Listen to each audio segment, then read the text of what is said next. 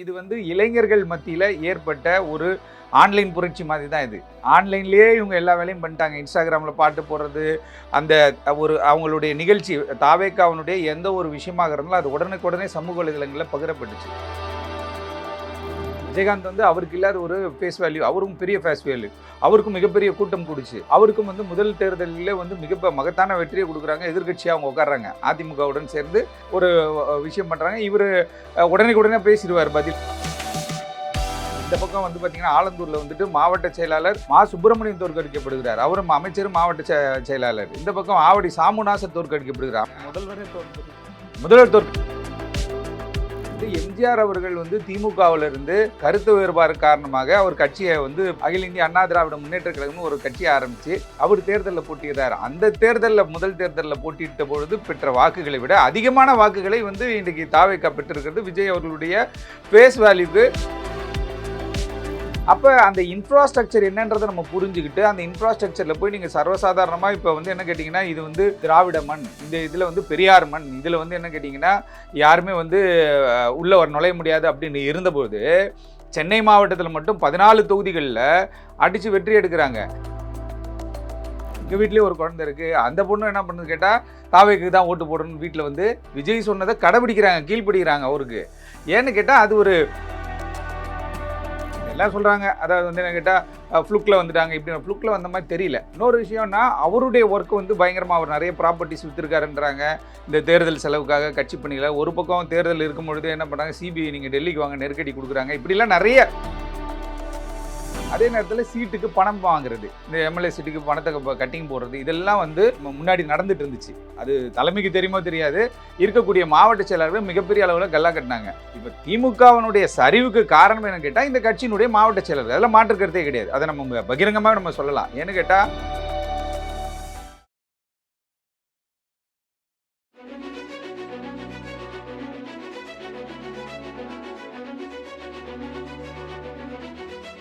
IBN Tamil நேயர்களுக்கு வணக்கம். இன்றைய சிறப்பு நேர்காணலில் நம்முடன் இணைந்திருப்பவர் வழக்கறிஞர் சார்லஸ் வெற்றிவேந்தன் அவர்கள்.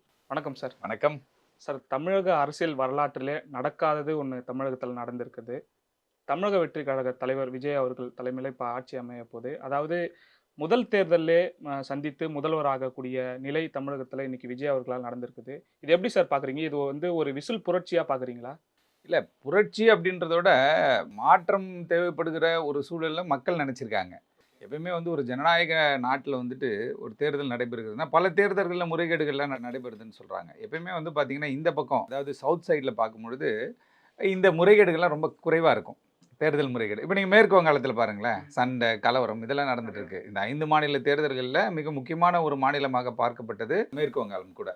ஆனால் தமிழ்நாட்டில் அப்படி எதுவும் வன்முறையோ இல்லை ஒரு பிரச்சனையோ எதுவுமே நடக்கிற மாதிரியே எந்த தேர்தலுக்குமே அப்படி இருக்காது. முதல்ல ஆரம்ப கட்டத்திலலாம் சண்டைலாம் போட்டாங்க, ரொம்ப வெறித்தனமான ஆட்கள்லாம் இருந்தாங்க. ஆனால் இந்த தேர்தல் பார்த்திங்கன்னா ரொம்ப அமைதியாக நடந்து முடிந்த ஒரு தேர்தலாக இருக்குது. எப்பவுமே இந்த 68, 69% தான் வாக்கு பதிவாகும். ஆனால் இந்த முறை பர்சன்டேஜும் அதிகமாகிடுது. திமுகவுக்கு விழ வேண்டிய ஓட்டு கரெக்டாக விழுந்திருக்கு, அதிமுகவுக்கு விழ வேண்டிய ஓட்டு கரெக்டாக விழுந்திருக்கு. அப்படி இருக்கும் பொழுது 18 முதல் முறையாக வாக்களிக்க இருந்த இளைஞர்கள், அதுக்கப்புறம் இந்த 18 வயசுலேருந்து 30 வயசுக்குள்ளே இருக்கிற ஒரு எந்து என்ன ஆகுது அப்படின்னு கேட்டிங்கன்னா அது ஒரு புரட்சியாக பேசப்படுது. அதாவது நிறைய நம்ம தமிழ்நாடு ஃபுல்லாக பயணிக்கிறோம்.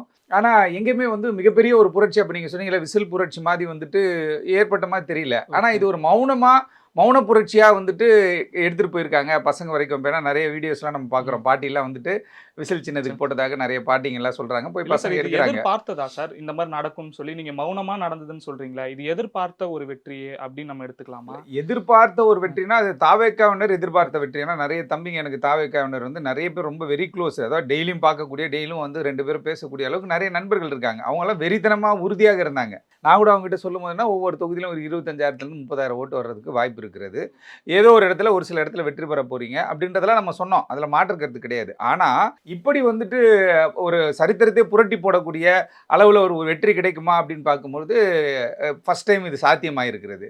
அந்த பக்கம் நீங்கள் பார்க்கும்பொழுது எம்ஜிஆர் அவர்கள் திமுகவிலிருந்து கருத்து வேறுபாடு காரணமாக அவர் கட்சியை அகில இந்திய அண்ணா திராவிட முன்னேற்ற கழகம்னு ஒரு கட்சியை ஆரம்பித்து அவர் தேர்தலில் போட்டியிடுறார். அந்த தேர்தலில் முதல் தேர்தலில் போட்டியிட்ட பொழுது பெற்ற வாக்குகளை விட அதிகமான வாக்குகளை இன்றைக்கு தாவேக்கா பெற்றிருக்கிறது. விஜய் அவர்களுடைய ஃபேஸ் வேல்யூக்கு ஒரு இம்பார்ட்டன்ஸ் கிடைச்சிருக்குன்னு தான் நம்ம சொல்லணும். ஏன்னா மக்கள் வந்து எப்பயுமே ஒரு மாற்றம் இருக்கணும் அப்படின்ற மாதிரி நினைப்பாங்க. ஆனால் இந்த முறை என்ன ஆச்சுன்னு கேட்டிங்கன்னா, நிறைய உங்களுக்கு நல்லாவே தெரியும்.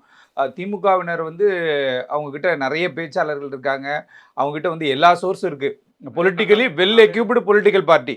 அதில் மாற்று கருத்தே கிடையாது. எல்லா சமூக வலைதளமா அதுலேயும் ஒரு டீம் இருக்கும். அதே மேடை பேச்சா அதில் ஒரு டீம் இருக்கும். தலைவர்கள்லாம் பார்த்தீங்கன்னா ஆண்டாண்டு காலமாக தலைவர்களாகவே இருக்கிறாங்க இவங்க. அப்படி இருக்கும்பொழுது இவங்க எல்லாத்துலேயும் எக்யூப்டாக இருப்பாங்க. அதே மாதிரி இவங்க எதிர்ப்பு விஜய் அவருடைய கருத்தாக இருக்கட்டும், இல்லை ஆதவர்ஜுன் அவருடைய கருத்தாக இருக்கட்டும், எந்த ஒரு கருத்துக்கும் வந்து சரியான முறையில் எதிர்வினை ஆற்றலை அப்படின்றது எல்லாருக்குமே தெரியும். எதிர்வினைன்னும் போது அரசியல்னும் போது எல்லாரையும் நம்ம அண்டர் எஸ்டிமேட் பண்ணுறக்கூடாது. இப்போ அண்டர் எஸ்டிமேட் பண்ணதுனால தான் இந்த ஒரு பிரச்சனை ஏற்பட்டுச்சு. அந்த சரிசமமான வந்து கவுண்டர் வந்து அந்தந்த டைமுக்கு கொடுத்துருக்கணும். இவங்க கொடுக்கல. இவங்க என்ன நினைச்சிட்டாங்கன்னா அண்டர் எஸ்டிமேட் பண்ணிட்டாங்க. அவர் ஒரு நடிகர்ப்பா, அவருக்கு ஒரு ரசிகர் கூட்டம் இருக்குப்பா அப்படின்ற மாதிரியான ஒரு விஷயத்துக்குள்ள போயிட்டாங்க. இன்னொரு விஷயம் என்னன்னு கேட்டிங்கன்னா, நான் 18லேருந்து 30 வயசை குறிப்பிட்டேன். இந்த பக்கம் பார்த்தீங்கன்னா 7 வயசு 6 வயசு குழந்தைகள் இருந்து எல்லாருமே வந்து என்னோட நண்பர் கூட ஒரு ஃபோட்டோ காட்டினாரு. எங்கள் வீட்லேயே ஒரு குழந்தை இருக்குது. அந்த பொண்ணு என்ன பண்ணுது கேட்டால் தாவேக்கு தான் ஓட்டு போடணும்னு வீட்டில் வந்து விஜய் சொன்னதை கடைபிடிக்கிறாங்க, கீழ்பிடிக்கிறாங்க அவருக்கு. ஏன்னு கேட்டால் அது ஒரு கவர்ச்சிகரமான ஒரு தலைவராக அவர் பார்க்கப்படுறாரு. அந்த தலைவர் அப்படி சொல்லிட்டாரு அப்படின்னும் பொழுது அதை நம்ம வந்து இப்போ 2 காலேஜ் ஸ்டூடெண்ட்டை நான் வந்து மீட் பண்ணுறேன். 2 பேரும் ஃபர்ஸ்ட் இயர் படிக்கிறாங்க. அவங்க ஓட்டு போட்டிருக்கேன் அப்படின்னாங்க. யாருக்கு போட்டோன்னு கேட்டால் தாவேக்காக்குன்றாங்க. என்ன கான்செப்ட், என்ன விஷயம் என்ன தெரியாது. எல்லாரும் சொன்னாங்க நாங்கள் போட்டோம் அப்படின்ற மாதிரி தான் வாக்குகள் நிறைய போய் விழுந்திருக்கு. நீங்கள் பார்த்தீங்கன்னா நிறைய அமைச்சர்கள் பொறுத்தவரையிலும் பார்த்தீங்கன்னா 15 அமைச்சர் நினைக்கிறேன். 15 அமைச்சர்கள் வந்துட்டு தோற்கடிக்கப்படுறாங்க. இந்த பக்கம் வந்து பார்த்தீங்கன்னா ஆலந்தூரில் வந்துட்டு மாவட்ட செயலாளர் அப்புறம் அமைச்சராக இருந்த தாமு அன்பரசன் தோற்கடிக்கப்படுகிறார். மா சுப்பிரமணியன் தோற்கடிக்கப்படுகிறார். அவரும் அமைச்சரும் மாவட்ட செயலாளர். இந்த பக்கம் ஆவடி சாமுநாசர் தோற்கடிக்கப்படுகிறார். அந்த பக்கம் பார்த்தீங்கன்னா கலைஞர் காலத்திலிருந்து அரசியலில் இருந்த வந்து காட்பாடி தொகுதியில் துரைமுருகன் தோற்கடிக்கப்படுகிறார். அப்ப இது வந்து என்னன்னு கேட்டீங்கன்னா முதல்வர் தோற்கடிக்கப்படுகிறார் அப்படின்னு மட்டும் என்ன கேட்டா, இது வந்து இளைஞர்கள் மத்தியில ஏற்பட்ட ஒரு ஆன்லைன் புரட்சி மாதிரி தான். இது ஆன்லைன்லயே இவங்க எல்லா வேலையும் பண்ணிட்டாங்க. இன்ஸ்டாகிராம்ல பாட்டு போடுறது, அந்த ஒரு அவங்களுடைய நிகழ்ச்சி தாவேக்காவனுடைய எந்த ஒரு விஷயமாக இருந்தாலும் அது உடனுக்குடனே சமூக வலைதளங்கள்ல பகிரப்பட்டுச்சு. இப்ப உத்தரப்பிரதேசில் ஒரு சட்டம் இருக்குது. என்ன கேட்டா, ஒரு அந்த அரசியல் ஆட்சி செய்பவர்களை பற்றி நீங்கள் தவறாக யூடியூப்லேயோ வீடியோ எல்லாம் போட முடியாது. அங்கே ஒரு சட்டமே இருக்கிறது. அரசனுடைய திட்டங்களை நீங்கள் எடுத்து சொன்னீங்கன்னா உங்களுக்கு பணம் கிடைக்கும், யூடியூப்பில் ரெவென்யூ கிடைக்கும். அந்த மாதிரி வந்து இவங்க என்ன பண்ணுறாங்கன்னு கேட்டிங்கன்னா ஒரு சட்டம் ஏற்றிருக்காங்க.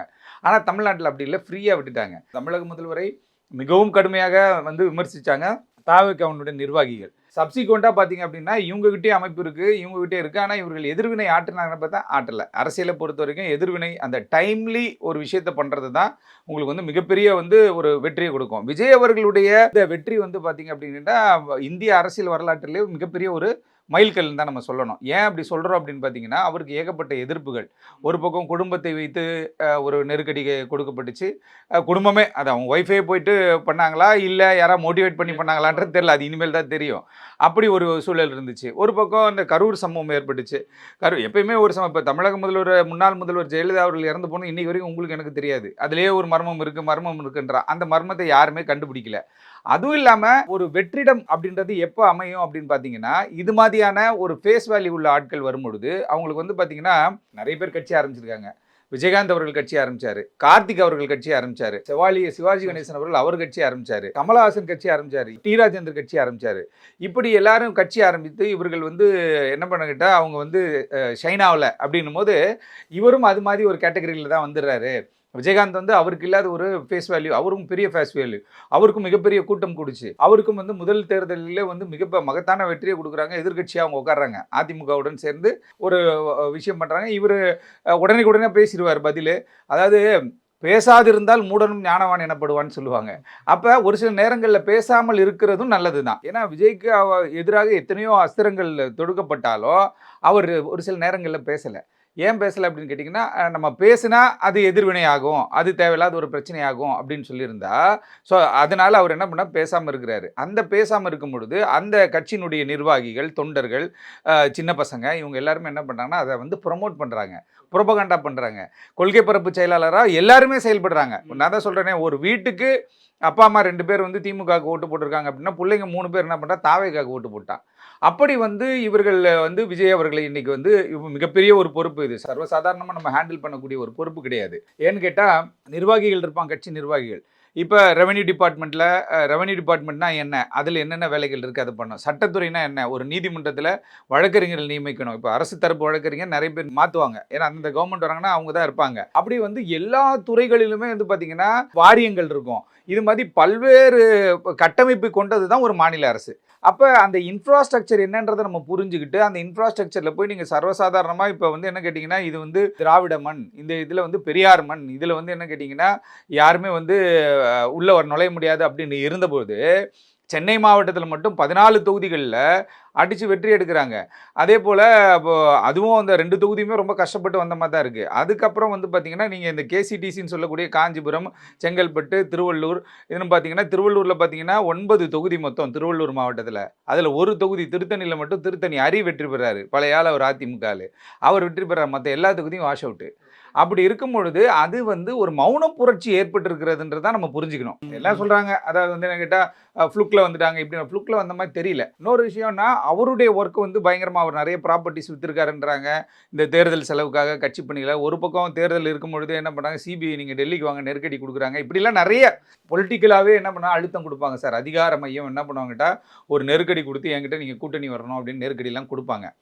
அந்த எல்லாம் தாண்டி ஒரு ஜனநாயக தேர்தல் நீங்கள் எந்த மாநிலமாக எடுத்தனாலும் தமிழ்நாடு அப்படின்னும் பொழுது மிக தெளிவான மக்கள்ப்பா அப்படின்வாங்க. இப்போ ஏன் தெளிவான மக்கள் நம்ம சொல்கிறோன்னா, ஆல்டர்னேட்டிவாக ஏடிஎம்கேவும் தேர்தல் நிற்கு. ஆளுங்கட்சியில் திமுக இருந்தாலும் ஆல்டர்னேட்டிவாக ஏடிஎம்கேவும் களத்தில் இருக்குது.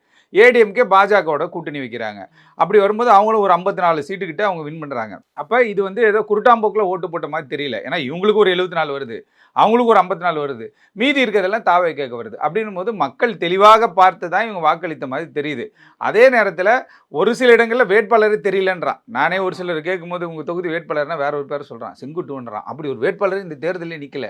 என்னடா செங்குட்டுவன் இல்லையா உங்கள் வேட்பாளர் வேறு, ஏன்னா அவர் பேரை நம்ம சொல்கிறோம். சார் அதெல்லாம் நாங்கள் பார்க்கல சார், விசிலுக்கு போட்டோம் சார். இப்போ வேட்பாளர் பார்த்து போடல, விசில் விஜய் இந்த முகத்தில். அதுதான் சார், இதுவரைக்கும் தமிழ்நாட்டு அரசியல் ஒரு மிகப்பெரிய ஒரு விஷயம் நடந்துச்சு. என்ன தெரியுமா, ஜாதி பார்த்து தான் ஓட்டு போடுவான். ஜாதி பார்ப்பான், அதே மதம் பார்ப்பான், இது மாதிரிலாம் பார்ப்பான். திராவிட கட்சிக்குள்ளேயே இருப்பான். இந்த கம்யூனிட்டின்னு ஒரு 4 கம்யூனிட்டி இருக்குது சார். அந்த கம்யூனிட்டியை பேஸ் பண்ணி அவங்க அந்த மக்கள் எவ்வளோ பேர் இருக்காங்கன்னு பார்த்து அந்த இடத்துல அந்த வேட்பாளர் போடுவாங்க. ஒன்று அப்படி போட்டு அதே மாதிரி தான் காலங்காலமாக வந்தாங்க. அதே நேரத்தில் சீட்டுக்கு பணம் வாங்குறது, இந்த எம்எல்ஏ சீட்டுக்கு பணத்தை கட்டிங் போடுறது, இதெல்லாம் வந்து முன்னாடி நடந்துட்டு இருந்துச்சு. அது தலைமைக்கு தெரியுமோ தெரியாது, இருக்கக்கூடிய மாவட்ட செயலாளர்கள் மிகப்பெரிய அளவில் கல்லா கட்டினாங்க. இப்போ திமுகவினுடைய சரிவுக்கு காரணம் என்னன்னு கேட்டால் இந்த கட்சியினுடைய மாவட்ட செயலர்கள், அதெல்லாம் மாற்று கருத்தே கிடையாது. அதை நம்ம பகிரங்கமாக நம்ம சொல்லலாம். ஏன்னு கேட்டால் மாவட்ட செயலாளர் அப்படின்னும் போது அவர் தான் அந்த ஸ்ட்ரக்சர் இருக்கு இல்லையா, கட்சியினுடைய பேரண்ட் பாடியிலிருந்து உட்பிரிவுகள் இருக்கும். அதாவது வழக்கறிஞர் அணி, மாணவர் அணி, மருத்துவர் அணி, பெண்கள் அணி, இந்த அணி அந்த அணிலாம் இருக்கும். அவங்களுக்குலாம் வந்துட்டு மரியாதை கிடையாது. மாவட்ட செயலாளர்னு சொல்லி பேரண்ட் பாடியில் ஒருத்தர் இருக்கார் பார்த்தீங்களா, அவர் தான் வந்து காலங்காலமாக ஒரு குறுநில மன்னராக அவர் வச்சதான் சட்டம். நீங்கள் அவரை மீறி நேராக நீங்கள் போய் இது தலைவர் ஸ்டாலின் அவர்களையோ இல்லை உதயநிதி ஸ்டாலின் அவர்களையோ பார்க்க முடியாது, யாரையுமே பார்க்க முடியாது. ஏன்னா அப்படி ஒரு கட்டமைப்பு இவங்க, அது ஒரு மாயை பிம்பம் தான். ஏன்னா அந்த மாதிரி யார் வேணால் மாவட்ட செயலர் ஆகலாம் சார். ஆனால் என்னென்னு கேட்டால் திமுகவை பொறுத்தவரையில் நீங்கள் லிஸ்ட் எடுத்துக்கோங்களேன், காலங்காலமாக ஒரு சிலரே தான் மாவட்ட செயலர். புதுசாக மாவட்ட செயலரும் ஒரு சிலர் தான் இப்போ நியமித்தாங்க. வழக்கறிஞர் ராஜா அப்படின்னு சொல்லிட்டு ஒருத்தர், வாசுதேவன் நல்லன்னு நினைக்கிறேன், இப்போ அங்கே வின் பண்ணிருக்காரு. அவர் புதுசாக ஒரு மாவட்ட செயலர் போட்டிருந்தாங்க. மற்ற ஆட்கள் எல்லாம் பார்த்தீங்கன்னா பழைய ஆட்கள், 15 வருஷம் 20 வருஷம் 25 வருஷம்லாம் அவங்க மாவட்ட செயலாளர். அப்படின்னும் போது கட்சி நிர்வாகிகள் இருக்காங்க இல்லையா, அந்த நிர்வாகிகள் சோர்வடைந்துடுறான். இவங்க வந்து ஒரு மேட்டரை கம்யூனிகேட்டே பண்ண முடியல, ஒரு விஷயத்தை வந்து பகிரவே முடியல. For example DMK, TVK. DMK பல ஆண்டுகளாக தமிழ்நாட்டில் ஆட்சியில் இருந்த கட்சி, எதிர்கட்சியாக இருந்த கட்சி, அதில் மாற்று கருத்துகள். அதிமுகவும் அப்படி தான். இப்போ மாற்று இன்னொரு அமைப்பு இருக்குது, திமுக சரியில்லாமல் மாற்று இன்னொரு அமைப்பு இருக்குது. ஆனால் இவங்க என்ன பண்ணுறாங்கன்னு கேட்டிங்கன்னா, புதுசாக வந்தால் நாங்கள் இதை பண்ணுவோம், புதுசாக வரட்டுமே என்ன பார்க்கலாம் அப்படின்ற மனநிலைக்கு மக்கள் தள்ளப்படுறாங்க. தள்ளப்பட்ட உடனே அவங்க என்ன பண்ணுறாங்கன்னு கேட்டிங்கன்னா, பெருவாரியான வாக்குகள். இப்போ நம்ம பூத்தில், எங்கள் பூத்துக்கெலாம் போகும்போது நான் 7-10க்கெலாம் போயிட்டேன். 7-10க்கெலாம் போகும்போது ஏகப்பட்ட கூட்டமாக இருக்குது. எனக்கு அப்போயே ஒரு ஆச்சரியமாச்சு, இவனுக்கு ஏதோ ஒரு வேலை பார்க்குறாங்க அப்படின்னு தெரிஞ்சிருச்சு. ஆனால் என்னன்னு கேட்டால், யாருக்கு இப்போ டைரெக்டாக விஜய் அவர்களை நம்ம போய் சந்திக்க முடியுமா? ஓட்டு போட்ட மக்கள் பார்த்தா எந்த தலைவருமே பார்க்க முடியாது. அதான் நான் சொல்கிறேன், மாவட்ட செயலாளரே பார்க்க முடியாது. ஒரு அர்ஜென்ட்டுக்கு கூப்பிட்டாலோ, ஒரு விஷயத்துக்கு கட்சிக்காரர்கள் தொடர்பு கொண்டாலோ, அவங்களா தொடர்பு கொண்டால் தான் உண்டு. அவங்க மாவட்ட செயலர் அங்கேருந்து அப்படியே வந்து கீழே வந்து வட்ட செயலருக்கு தகவல் சொல்லி இப்படி வரும். அதுவும் இல்லாமல் இன்னொரு விஷயம்னு கேட்டிங்கன்னா, இந்த கட்சியினுடைய என்னென்ன விஷயங்கள் அவங்க திட்டங்கள்லாம் செஞ்சாங்களோ அதை சரியாக எஜுகேட் பண்ணவே இல்லை. கீழே வந்து எஜுகேட் பண்ணவே இல்லை, மக்கள் மத்தியில் கொண்டே போகல. அப்படி இருக்கும்போது ஒவ்வொரு தொகுதியிலுமே தாவேகா பெற்ற வெற்றி அது ஃப்ளூக்கில் கிடைச்ச வெற்றின்னு சொல்லவே முடியாது. ஏன்னு கேட்டால் ஒவ்வொரு தொகுதியிலும் 50,000 வாக்கு, ஆவடியில் வந்து 50,000க்கு மேலே வாக்கு, மாதவரத்தில் 60,000க்கு மேலே வாக்கு. அப்படி வந்து ஒவ்வொரு தொகுதியிலும் 300 ஓட்டு 400 ஓட்டெல்லாம் ஒரு 15 தொகுதி விட்டுட்டாங்க தெரியல. தாவேக்கா வந்துட்டு 300 2000 1000 அப்படின்னு சொல்லி ஒரு 15 தொகுதியில் அவங்க தோல்வியை தழுவிருக்காங்க. அப்போ என்னன்னு கேட்டால் எஃபர்ட்டே ஒரு தொகுதியில் நான் ஒரு நண்பர்கிட்ட பேசும்போது வெயிலாக இருக்குன்னு போகவே இல்லை சார் வேட்பாளர், அதனால தான் அவர் தோத்துட்டாருன்றான். ஒரு தொகுதியில் வெயிலாக இருக்குன்னே போல ஒரு வேட்பாளர். அப்படி இருந்தும் 2000 ஓட்டில் தான் தோக்குறான். அப்போ அந்த ஃபேஸ் வேல்யூ ஆஃப் விஜய்ன்றது வந்து ஒரு பிம்பமாக உருவாக்கிட்டாங்க. உங்களுக்கு தெரியும், அவர் மாதிரி ஒரு பொம்மை செஞ்சு அதெல்லாம் கொண்டு போனாங்க. அதெல்லாம் வந்து தேர்தல் காலகட்டத்தில் பார்க்கின்ற பொழுது ஒரு மாதிரி காமிக்காக எல்லாமே பேசுனாங்க. பட் ஆனால் மக்கள்னும் போது இந்த 34% பேர் வாக்களிச்சிருக்காங்க பார்த்தீங்களா திமுகவுக்கு. அந்த 34%ன்றது யூஸ்வலாக இருக்கக்கூடிய அவங்களுடைய ஓட் பேங்க். அந்த ஓட் பேங்க் கரெக்டாக விழுந்துச்சு. ஆனால் அதுக்கு மேலே ஒரு டீம் இருக்குது பார்த்தீங்களா, எப்பயுமே எஜுகேட்டட் டிஸ்ட்ரிக்ட்லேயே வந்துட்டு உங்களுக்கு ஓட்டு விழாது, கம்மியாக தான் இருக்கும். அண்ணா நகர்லாம் கம்மியாக வரும். அப்படி இருக்கும்போது எல்லா இடத்துல 80 89 இப்படின்னு போகும்பொழுது ஏதோ ஒரு மௌன புரட்சி நடந்திருக்கிறது அப்படின்றது அப்பயே புரிஞ்சுச்சு. ஆனால் பலரும் வந்து என்ன பண்ணாங்கன்னு கேட்டிங்கன்னா, விஜய் அவர்களுடைய இது வந்துட்டு என்ன கேட்டால் எதேர்ச்சியாக கிடைத்தது அப்படின்னு நினைக்கிறேன். அப்படி எதேர்ச்சியாக யாருக்கும் எந்த பதவியும் கிடையாது. அதுவும் சிஎம் பதவின்றது வந்து என்னென்னு கேட்டிங்கன்னா மிகப்பெரிய ஒரு உயரிய பதவி. அதே மாதிரி அம்பத்தூரில் பார்த்தீங்கன்னா 50,000 வாக்குகள் வித்தியாசத்தில் தாவேகா வேட்பாளர் வெற்றி பெறார். அப்படி இருக்கும் பொழுது இந்த கட்சியினர் என்ன பண்ணிட்டாங்கன்னா, இந்த மாவட்ட செயலாளர் வந்து எல்லாத்தையும் பார்த்துப்பாங்க. மாவட்ட செயலாளர்கிட்ட விட்டாச்சு. 14 தொகுதி அப்பா அவர் இந்த மாவட்டம் பார்த்துப்பார், அது 13 தொகுதி அந்த மாவட்டம் பார்த்துப்பார். எப்பயுமே என்னன்னு கேட்டால் இது ஒரு மிகப்பெரிய பாடம். முக்கியமான இந்த கேசிடிசி ஜோன் சொல்லக்கூடிய காஞ்சிபுரம், செங்கல்பட்டு, திருவள்ளூர், அப்புறம் வந்து சென்னை. இந்த சென்னையில் வந்து பார்த்தீங்கன்னா காஞ்சிபுரத்தில் 9 தொகுதியில் எல்லா தொகுதியிலுமே வந்து தாவேகா தான் வின் பண்ணியிருக்கு. திருவள்ளூரில் 9 தொகுதியில் ஒரு தொகுதி தான் திருத்தணியாரி வின் பண்ணுறாரு. சென்னையில் 16 தொகுதியில் 2 தொகுதி தான் வந்து டிஎம்கே வின் பண்ணுது. அப்படின்னும் பொழுது இவங்க என்ன பண்ணிட்டாங்கன்னா அசால்ட்டாக ஹேண்டில் பண்ணதின் ஒரு அலட்சிய போக்கு அப்படின்றது வந்து அரசியலில் மிக ரொம்ப ஷார்ப்பாக இருக்கணும்ல சார். டைம் தானே மேட்ரு. அந்த டைம் அந்த வாய்ப்பு கிடைக்கும் போது இப்போ இன்னைக்கு கூட வந்து தாவேக்கா வந்து 108 தொகுதியில் வெற்றி பெற்றிருக்காங்க. அவங்களுக்கு தொகுதிகள் தேவைப்படுது, பெரும்பான்மையை நிரூபிக்கணும், கவர்னர்கிட்ட லெட்டர் கொடுக்குறாங்க அப்படின்னு வரும்பொழுது அப்போ காங்கிரஸ் கட்சி வந்துருச்சு அப்படின்போது பல விமர்சனங்கள் வைத்தாலும் கூட அரசியல் நகர்வு அப்படி தான் சார் இருக்கும். அரசியல்ன்றது என்னது, அந்த டைமுக்கு நம்ம ஷார்ப்பாக போய் உள்ள என்ட்ரி கொடுக்குறது தான் மேட்ரு. ஆனால் இதில் வந்து கூட்டணி உடையாமல் இருந்துச்சு. திமுகவுடைய கூட்டணி உடையவே இல்லை. நம்ம தமிழர் வாழ்வுரிமை கட்சி வேல்முருகன் மட்டும் தான் வெளில வந்தார். மீதி எல்லாருமே அதில் இருந்தாங்க. உங்களுக்கு தெரியும், தமிழ் அன்சாரி வின் பண்ணியிருக்காரு. அதுவும் இல்லாமல் இன்னொரு விஷயம் கேட்டால் இந்த ஜாதி மதம் இந்த அடிப்படையில் வந்து வேட்பாளர்களை போட்டுக்கிட்டே இருக்கிறது வந்து மிகப்பெரிய ஒரு சாபக்கேடு தான். என்னதான் திராவிட மன்னன் சொன்னால் கூட இந்த மாதிரியான விஷயங்கள் பண்ணக்கூடாது. யார் வந்து அந்த தொகுதிக்கு நல்ல பரிச்சயமான ஆள், அப்படிப்பட்ட ஒரு விஷயத்தை இவங்க எடுக்காமல் என்ன பண்ணிட்டாங்கன்னா, பெரிய செல்வந்தர்கள், செல்வ செழிப்பாக இருக்கிறவர்கள், மாவட்ட செயலரோட பையன், எம்எல்ஏ பையன், அமைச்சர் பையன் அப்படின்ற மாதிரிலாம் சீட்டு கொடுக்க ஆரம்பிச்சாங்க. இதெல்லாம் மிகப்பெரிய காரணம். ஆனால் நீங்கள் இந்த பக்கம் தாவேக்கால பார்க்கும்போது ஆட்டோ ஓட்டுநர் ஒருத்தர், அதே போல் சாமானியர்கள், சிறுபான்மையினர்களுக்கு முக்கியத்துவம் கொடுக்கப்பட்டிருக்கிறது. பணம் வாங்கினாங்க போனாங்கலாம் சொல்கிறாங்க ஒரு சிலர். அது அதிகாரப்பூர்வமாக தெரியலன்னு வச்சுக்கோங்களேன். ஆட்டோ ஓட்டுறன்னா வீட்டில் 5 கோடியை வச்சிருக்க போகிற சீட்டு கேட்கறதுக்கு அதெல்லாம் கிடையாது. அவருடைய டிரைவருடைய பையனுக்கு சீட்டு கொடுத்துரு. அப்போ ஒரு வாய்ப்பு கிடைக்கிறது, அந்த வாய்ப்பு ஒரு ஃபேஸ் வேல்யூவால் வந்து பயன்படும் அப்படின்னும் பொழுது அதற்காக போய் அவங்க களத்தில் நிற்கிறாங்க.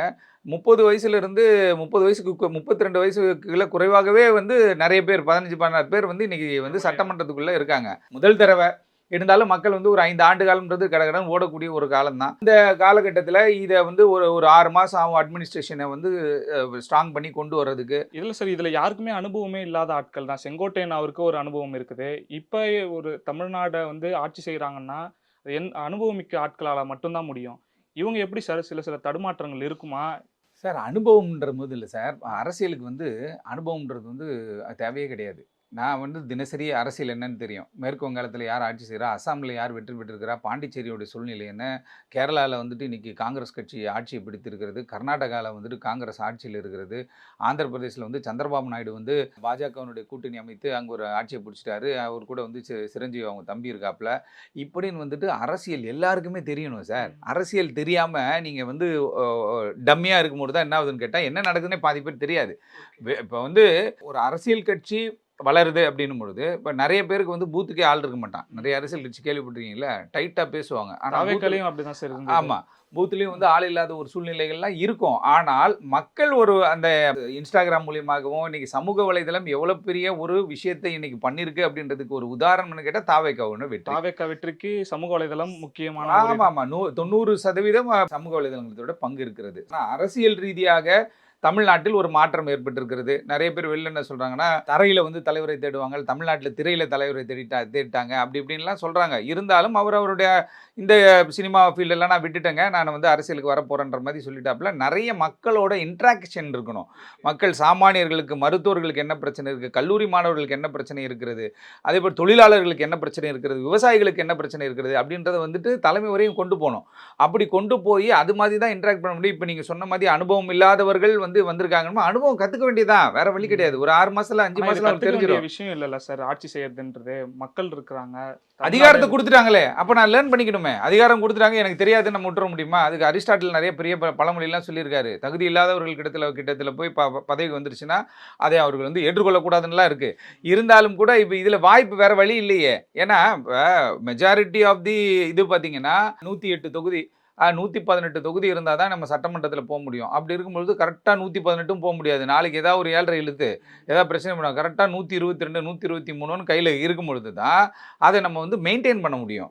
ஏன்னு கேட்டா, உங்களுக்கு தெரியும் ஏற்கனவே குதிரை பேர அரசியல்லாம் நடக்கும். மும்பையில வந்து பார்த்தீங்கன்னா, மேயர் எலக்ஷனுக்கு ஒரு கவுன்சிலருக்கு ₹100,00,00,000 குடுக்குறதுக்கு ரெடியா இருந்தாங்க. ₹100,00,00,000 ஃபார் 1 கவுன்சிலர் ரெக்கார்ட் இருக்கு. அப்ப அதே மாதிரி மகாராஷ்டிரா சட்டமன்ற தேர்தல்ல பயங்கரமா வந்து ஃபாலோவர்ஸ், அதாவது யூடியூப்ல பார்த்தீங்கன்னா 2 மில்லியன் 3 மில்லியன் ஃபாலோவர்ஸ் வச்சிருந்தவர் ஒருத்தர் 2500 ஓட்டோ 2000 ஓட்டு கூட வாங்கல. தெரியல. சினிமா துறையை சார்ந்தவர். அப்ப என்டையரிட்டி ஆஃப் தி பப்ளிக் குள்ள நீ போகும்பொழுது தான், பப்ளிக் கிட்ட ரீச் ஆகும்போது தான், பப்ளிக் இந்த சென்ஸ் 35 வயசு கீழ இருக்க மட்டும் பப்ளிக் கிடையாது. இப்போலாம் 6 வயசு 8 வயசுல இது மிகப்பெரிய ஒரு அளவுல வந்து ரீச் ஆயிருக்கு. 6 வயசு 8 வயசு பசங்கள்லாம் வந்து என்னன்னு கேட்டீங்கன்னா, தாவேக்கா வெற்றி என்னன்னே தெரியாது. என்ன தொகுதினே தெரியாது. யார் நிக்கிற ஆப்போசிஷன் கிடையாது. டிவிக்கே எங்க எத்தனை வந்திருக்கு அப்படின்னு சொல்லி தான் பார்க்கறதுக்கு அளவுக்கு இங்க ஒரு ஒரு பிரெயின் வாஷ் பண்ணப்பட்டு அவங்க என்ன பண்ணிட்டாங்கன்னா உள்ள போயிட்டாங்க. அப்படி இருக்கும் பொழுது அனுபவம் அப்படின்றது என்னன்னு கேட்டா நம்ம ஒவ்வொரு விஷயமா கத்துக்கிறது தானே சார். இப்போ என்ன ஆரம்ப காலத்துல வந்துட்டு காமராஜர் வென்று உள்ள வரும்பொழுது அவர் அனுபவம் மிக்கவரா இருந்தார் இல்ல. அதே போல ஒவ்வொரு அரசியல்வாதியும் அந்தந்த சூழல்ல அங்க போறாங்க, ஒரு 6 மாசம் இருக்காங்க, அதுக்கப்புறம் அரசியல் என்னன்றது கத்துக்கிறாங்க. நீங்களே தெரியும், கடந்த முறை போட்டியிட்ட பலருக்கு இந்த முறை வாய்ப்பு கொடுக்குறாங்க திமுகல. கடந்த முறை போட்டியிட்ட பலருக்கும் வாய்ப்பு கொடுக்கும்போது அந்த வாய்ப்பு என்ன பண்றது கேட்டிங்கன்னா, சரியான முறையில பயன்படுத்தப்படுகிறதான்னு பார்த்தா கிடையாது. எல்லாம் கீழ இருக்கவன் பார்த்துப்பான். கீழ இந்த இந்த படம் தான் கவுண்டமணி கதவு தான். எல்லாம் அவர் பார்த்துப்பாரு. எல்லாம் அவர் பார்த்துப்பாருன்னா, பார்த்ததின் விளைவு தான். தனிப்பட்ட முறையில நம்ம ஃபீல்டு ஒர்க்ல ஃபீல்டுல இருக்கணும். ஃபீல்டுல போய் பார்க்கணும். ஃபீல்டுக்குள்ள என்ன நிலவரம், மக்களுடைய மனநிலை எப்படி இருக்கிறது? இது மாதிரி ஏன்னா ஏன் சொல்றேன் அப்படின்னு கேட்டா, இது ஒரு அலை இல்லைன்னு ஏன் சொல்றேன் அப்படின்னு கேட்டீங்கன்னா, 74 தொகுதியில் திமுக வெற்றி இருக்கு சார். ஒரு தொகுதியில பெரிய கருப்பனுடைய தொகுதியில பார்த்தீங்க அப்படின்னா, திருப்பத்தூர் நினைக்கிறேன். ஒரு ஓட்டுல தோத்துருக்காரு சார். ஒரு சில இடங்கள்ல 200, 100 இது மாதிரியான ஒரு சூழல் ஏற்பட்டிருக்கு.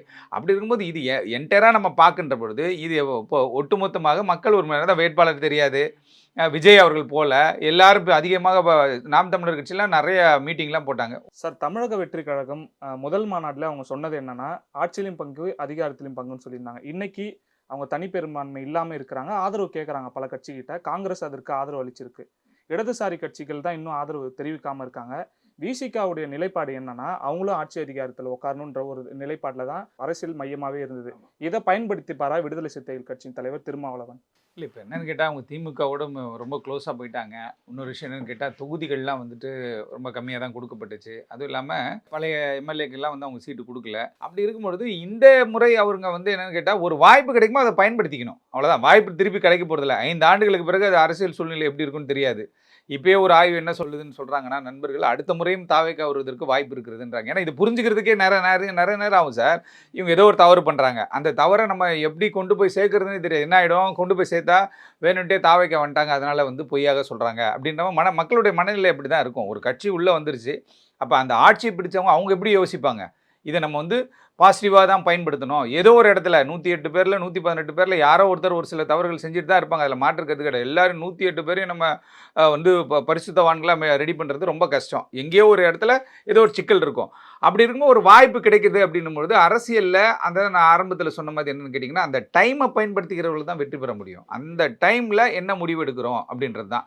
விஜய் அவர்கள் வந்து கட்சி ஆரம்பித்த பொழுது ஒரு நூல் வெளியீட்டு விழா ஒன்று இருந்துச்சு. அந்த நூல் வெளியீட்டு விழாவுக்கு திருமாவளவன் அவர்களை கூப்பிட்டாங்க. அவர் போல. அவர் கொள்கை பிடிப்போடு இருக்கக்கூடிய ஒரு மனிதர். இருந்தாலும் இப்பயும் அவர்கிட்ட பேசியிருப்பாங்க. ஏன்னு கேட்டால் சந்தர்ப்ப சூழ்நிலைகளுக்கு ஏற்ற மாதிரி மூவ் பண்ணுறது தான் பாலிடிக்ஸு. அப்படி இருக்கும் பொழுது இந்த முறை அந்த மாதிரி வாய்ப்பு கிடைச்சிச்சு. அவங்ககிட்ட 2 எம்எல்ஏக்கள் இருக்காங்க. காட்டுமன்னார் கோயிலும் திண்டிவனமும். அப்படி இருக்கும்பொழுது இது 5 அது 2 7 அப்படின்னு எல்லாருமே கலந்து எடுத்துகிட்டு வராங்க அப்படின்னா இது ஒரு ஒரு கூட்டணி ஆட்சியாக இருக்கும்போது அது வந்து கொஸ்டின் கேட்பாங்கல்ல, இல்லை கேள்வி கேட்பதற்கு தரமான ஆட்கள் தேவைப்படுறாங்கல்ல. அரசாங்கத்திற்கு அறிவுரை சொல்லணும். எவ்வளோ ப்ரெஷர் குரூப்னு ஒரு குரூப் இருக்கும் சார். அந்த ப்ரெஷர் குரூப்போட வேலைன்னு கேட்டால் அரசாங்கத்தை ப்ரெஷர் பண்ணிட்டே இருப்பாங்க. இதை பண்ணணும், அதை பண்ணணும், இப்படிலாம் பண்ணணும்னு இருப்பாங்க. அப்போ அது மாதிரி வாய்ப்பு இருந்துச்சுன்னா நேற்றே கூட கலந்து ஆலோசிச்சுட்டு வரேன்ற மாதிரி தான் சொல்லியிருந்தாங்க. ஏன்னா இதற்கு பிறகு இவர்களுக்கு வந்து ஒரு கூட்டணி ஆட்சி அமைக்கக்கூடிய வாய்ப்பு கிடைக்குமான்றது பார்த்தா அது 5 ஆண்டுகளுக்கு பிறகு எந்த ஆட்சி அமைய போதோ, இல்லை இப்பயே உங்களுக்கு தெரியும் இழுத்து இழுத்து இழுத்து கடைசியில் தான் 8 சீட்டு கொடுத்தாங்க. முதல்ல வந்தாங்க பிரேமலதா அவர்களுக்கு 10 சீட்டு கொடுக்குறாங்க. அவங்க ஒரு சீட்டில் வின் பண்ணுறாங்க. அப்படின்னும் ஒரு சீட்டுன்றது ஒரு மிக முக்கியமான ஒரு விஷயம் சார். அப்படின்பொழுது ஒரு வாய்ப்பு கிடைச்சிருக்கு. அமைச்சரவையில் ஒரு பொறுப்பு தராங்க. அமைச்சர் ஆகிறதுக்கு ஒரு வாய்ப்பு கிடைக்குதுன்னா அது எதையுமே பார்க்கக்கூடாது. ஏன்னா அரசியலில் வந்துட்டு யாரும் பார்க்கல. சாதி பார்த்து தானே உங்களுக்கு தொகுதிகள் ஒதுக்குறாங்க. சாதி பார்த்து ஏதோ விஷயங்கள் பண்ணுறாங்க அப்படின்னும் போது அதையெல்லாம் முறியடித்து தான் இன்றைக்கி தாவேக்கால வந்து பட்டியலின நண்பர்கள் வந்து ஏகப்பட்ட பேர் இருக்காங்க சார். வெற்றி பெற்றிருக்காங்க. நிறைய பேர் 60, 70 பேர்கிட்ட சீட்டு கொடுத்ததா சொல்கிறாங்க. அதில் 30 பேர்கிட்ட வெற்றி பெற்றாங்க அப்படின்றாங்க. அதுவே என்ன சார், அவர் ஒரு வேட்பாளர், அவர் என்ன கம்யூனிட்டின்னு யாரும் பார்க்கல. அவர் என்ன எந்த ஊர்களில் அவர் என்ன கல்வி பயின்றாருன்னு தெரியாது. எதுவுமே தெரியாது சார். சின்னத்திற்கும் விஜய் அவர்களுக்கும் ஒரு முக்கியத்துவம் கொடுத்து வாக்களிச்சிருக்காங்க.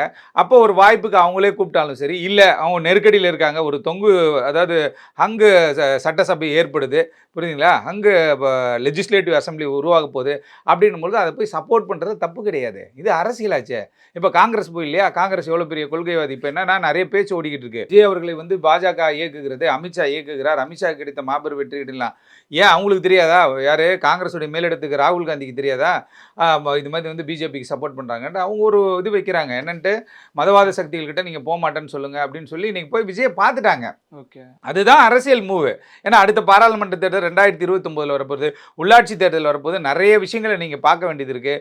இதில் வந்து பார்த்தீங்கன்னா நான் தான் சொன்ன மாதிரி குறுநில மன்னர்கள் மாதிரி நிறைய பேருடைய ஆதிக்கம் இருக்கிறது. அவங்களுக்குலாம் என்னென்னு கேட்டிங்கன்னா அரசியல் தெரியுமோ இல்லையோ அது கீழே இருக்கக்கூடிய கட்சி தொண்டர்கள் அரசியல் நிறைய தெரிஞ்சவங்க. ஒவ்வொருத்தருக்கும் ஒரு வாய்ப்பு. உங்களுக்கு தெரியும் ஜெயலலிதா அவர்கள் யார் யாருக்கோ வாய்ப்பு கொடுத்தாங்க. அவங்க இருக்கும்போது பார்த்தீங்கன்னா சட்டமன்ற உறுப்பினர்களை திடீர்னு பார்ப்பாங்க, திடீர்னு ஒருத்தர் சட்டமன்ற உறுப்பினர் அப்படிலாம் வாய்ப்பு கொடுத்தாங்க. ஆனால் இப்போ என்ன போச்சுன்னா கூட்டி கழிச்சு பார்க்கும்பொழுது தலைமை வேட்பாளர்களை அறிவித்தாலும் கூட இந்த மாவட்ட செயலர்கள் கட்டிங் போட்டுறது, பெரிய அளவில் ஃபீஸை போட்டுறது, இப்படி போட்டு என்ன பண்ணுறது, சம்மந்தமே தொகுதிக்கு இல்லாத ஒரு ஆள் இவங்களுக்கு வேண்டப்பட்ட ஆள்னு எடுத்து வந்து டக்குன்னு நிறுத்துறது.